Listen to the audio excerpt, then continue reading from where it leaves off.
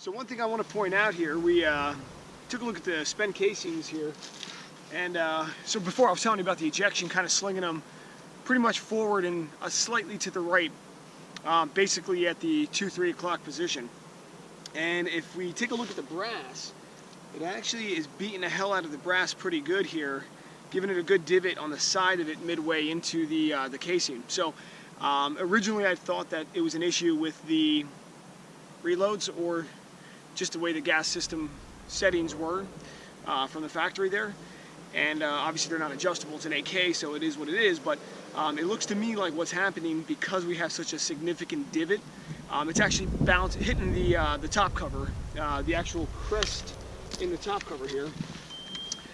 And I can see the markings here as well. So basically those casings are hitting right about there, and that's why it's really slinging them forward. So other than that, you're gonna have a little bit of trouble reloading the casings. But one thing I want to point out too, as far as the bolt assembly,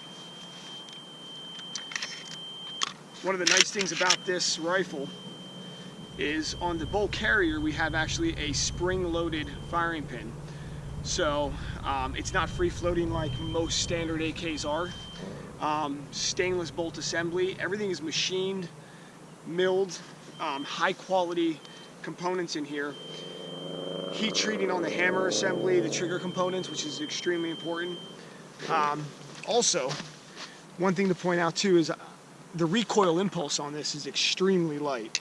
I don't know if it's because of the ports in the gas tube there venting off that excess gas, but it definitely makes for an extremely soft shooter. Not that 5.56 is a heavy recoiling round, but it certainly is not as soft running in other firearms as it is with this AK. So like I said, I have a Vepr 223. It runs about the same.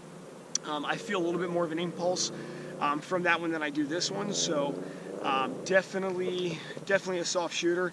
Thumb hole stock, that's going to get replaced here shortly. I have actually some Chicom wood on the way, pistol grit stock. We'll change out the necessary components to make it 922 compliant, so that way we're meeting all the laws there. But I hate to change out that trigger. That trigger is a sweet trigger. So definitely any questions or any comments, leave them below, and I'll be happy to answer them. And definitely, if you come across a MAK 90 in 5.56, I would definitely encourage you to pick one up. One of the downsides is the magazines. The factory Chinese ones are extremely expensive. They're running about anywhere from $75 to $100 for each mag. So I've been kind of testing out these ones, as you guys can see, and we'll run some more tests on it, see what runs good with it. But other than that,